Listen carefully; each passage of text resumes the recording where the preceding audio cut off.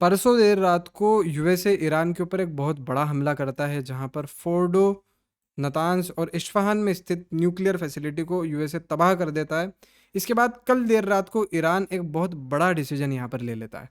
Iran ने decide ये किया है कि अब स्ट्रेट ऑफ हरमूज, जो कि ग्लोबल चोक पॉइंट ऑयल का माना जाता है, और उसे ईरान ब्लॉक कर देगा।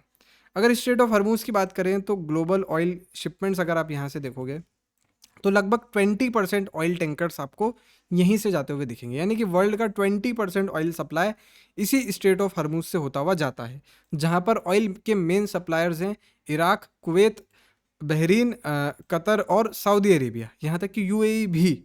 तो ये एक बड़ी कहीं ना कहीं प्रॉब्लम ग्लोबल इकोनॉमी के लिए क्रिएट हो जाती है। वहीं यूएसए फिर इसके बाद चाइना से अर्ज करता है कि कैसे भी करके ईरान को आप समझाइए कि वो स्ट्रेट ऑफ हरमूज को ब्लॉक नहीं करे।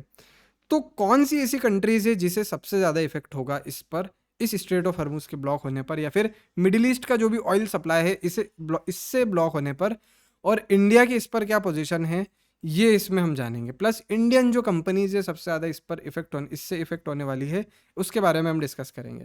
देखिए, स्ट्रेट ऑफ हरमुज की अगर हम बात करें तो जैसा मैंने आपको बताया कि लगभग 20% ऑयल सप्लाई यहाँ से जाता है, जिसमें मेन सप्लायर्स जो है वो Saudi Arabia, Iraq, Kuwait, Qatar, ये सब जितने भी गल्फ नेशंस है ये हैं।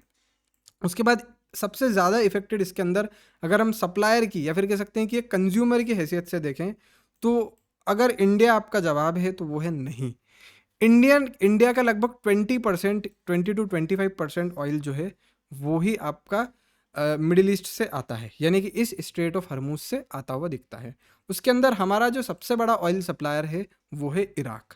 इराक से हम सबसे ज़्यादा ऑयल मिडिल ईस्ट के अंदर मंगाते हैं। खैर, इराक से ही हम ऑयल जो है वो मिडिल ईस्ट के अंदर मंगाते हैं। 2003 से ये जो हमारा गवर्नमेंट का इराकी गवर्नमेंट के साथ पैक्ट है, और सद्दाम हुसैन की भी जब गवर्नमेंट थी उससे भी हमारा कहीं ना कहीं ये पैक्ट हुआ था। तो इराक हमारा सबसे बड़ा, यूँ कह सकते हैं कि आज की डेट में मिडिल ईस्टर्न ऑयल सप्लायर है। उसके बाद अगर सबसे ज़्यादा इफेक्टेड कोई सी कंपनी रहेगी तो वो आपकी स्क्रीन पर ये है, IOCL, HPCL, BPCL, और ये तीन जो कंपनीज़ हैं ये सबसे ज़्यादा या फिर मेजर ऑयल इंपोर्टर्स इराक से हैं। ये तीन कंपनीज़ का सबसे ज़्यादा ऑयल इराक से आता है। अगर स्ट्रेट ऑफ हरमूज ब्लॉक होता है तो इन कंपनीज़ के रेवेन्यू पर इन फ्यूचर हम, या फिर कह सकते हैं कि स्ट्रेट ऑफ हरमूज की ज़्यादा टाइम तक ब्लॉकेड अगर हो जाती है तो फिर इन फ्यूचर हम इन कंपनीज़ के रेवेन्यू पर एक बड़ा इफेक्ट होते हुए देखेंगे, बिकॉज फिर कहीं ना कहीं से इनको महंगा ऑयल परचेज करना पड़ेगा। अब अगर हम देखें इनके शेयर प्राइस की बात तो 137 पर इनका शेयर चल रहा है। लगभग 1.5% से भी ज़्यादा IOCL का शेयर गिर चुका है। वहीं BPCL के शेयर की अगर हम बात करें तो 3.10% है। 310 ये जो शेयर है 310 रुपये पर चल रहा है, लगभग 1% ये भी शेयर गिरा है। अब इसके साथ भलते में जो है वो रिलायंस भी गिर गया है थोड़ा, बिकॉज लेकिन रिलायंस इस रूट से काफ़ी अनअफेक्टेड है। अब वो मैं बताता हूँ क्यों। देखिए, मेन जो हम हमारा ऑयल मंगाते हैं और जो रिलायंस की रिफाइनरी में ऑयल रिफाइन होता है वो है रशियन ऑयल और वेनेजुएलियन ऑयल, यानी कि पैसिफिक जो रूट आपको यहाँ पे दिख रहा है, यहाँ से ही हमारा जो मेन ऑयल है वो आता है। तो कहीं ना कहीं इंडियन ऑयल जो है वो काफ़ी यहाँ पर सिक्योर माना जाता है कि इंडियन ऑयल की सिक्योरिटी यहाँ पर आपको देखने को मिलती है। यहीं फिर आप हमारे ऑयल मिनिस्टर का ट्वीट देखेंगे तो उनका भी ये कहना है कि जो पिछले 2 हफ्ते में मिडिल ईस्ट में डेवलपमेंट्स हुई हैं तो उस पर हमारी पूरी नज़र है, और स्ट्रेट ऑफ हरमूज से हम कहीं ना कहीं ऑयल मंगाते हैं, लेकिन जो लार्ज वॉल्यूम है हमारे ऑयल की वो स्ट्रेट ऑफ हरमूज से नहीं आती है। जो कुछ ऑयल कंपनीज़ है, ऑयल मार्केटिंग कंपनीज़ है, वो स्ट्रेट ऑफ हरमूज से ऑयल मंगाती है, बट मैक्सिमम जो है इंडिया का ऑयल यहाँ से नहीं आता। उसके बाद जो है इंडिया के पास कहीं ना कहीं ऑयल रिजर्व्स भी काफ़ी ज़्यादा है, तो उस वजह से जो इंडिया को ऑयल की इतनी ज़्यादा टेंशन यहाँ पर नहीं होगी। ऑयल रिजर्व्स क्या होते हैं, देखिए होता ये है कि हर कंट्री के लिए ऑयल एक एसेंशियल चीज़ है, यानी कि तेल पर ही किसी कंट्री की इकोनॉमी टिकी होती है। तो हर कंट्री अपने पास एक ऑयल रिजर्व रखती है, यानी कि एडवांस में ऑयल खरीद के रखती है। फॉर एग्जांपल, अमेरिका ने लगभग 1 साल का जो ऑयल है अपने यहाँ पर एडवांस में खरीद के रखा हुआ है।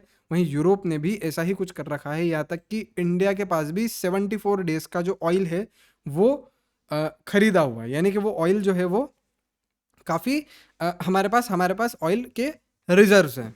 तो कहीं न कहीं हम ये चीज़ देखते हैं कि इंडिया की जो ऑयल सिक्योरिटी है, वो काफ़ी सिक्योर इस केस के अंदर हमें दिख रही है। तो ये जो कुछ कंपनीज़ है यहाँ पर ख़ैर मेनली इफ़ेक्टेड होगी, लेकिन पॉसिबिलिटी ये है कि कुछ अल्टरनेटिव राउट्स जो कि स्ट्रेट ऑफ हॉर्मूज़ का है, वो निकलेगा। फॉर एग्ज़ाम्पल आप मस्कट का पोर्ट देखो, यहाँ से हम ऑयल कहीं न कहीं परचेज़ कर सकते हैं, जो कि आपको इराकी ऑयल जो है वो ट्रेन के थ्रू यहाँ पर लाके कहीं न कहीं सप्लाई किया जा सकता है। तो it's a whole different thing. अब ये तो काफ़ी एक अलग चीज़ हो गई, लेकिन कहीं न कहीं हम ये चीज़ देखते हैं कि ग्लोबल ऑयल सप्लाई जो है इससे हॉल्ट पर जाएगी तो सही। अब ये जो ब्लॉकेड है ये कितनी देर तक रहता है, ये एक देखने वाली बात है, because 20% is a huge amount. 20% भी अगर आप ग्लोबल ऑयल सप्लाई पर चोक डाल दो, तो फिर कहीं न कहीं ग्लोबल इकोनॉमी जो है वो रिसेशन के अंदर आती जाएगी। ट्रांसपोर्टेशन कॉस्ट बढ़ती जाएगी और फिर उसके बाद हम इन्फ्लेशन बढ़ता हुआ देखेंगे, और महंगाई बढ़ती है तो फिर जो गरीब देश होते हैं वो कहीं ना कहीं पटरी पर आते हैं, बिकॉज अमीर देश अपना पैसा फिर बाहर फेंकना स्टार्ट कर देते हैं। So that's it for now. मैंने आपको बताया कि कुछ ऑयल कंपनीज है जो सबसे ज़्यादा हमें नज़र रखने की ज़रूरत है जिन पर। That's it for now. Thank you so much.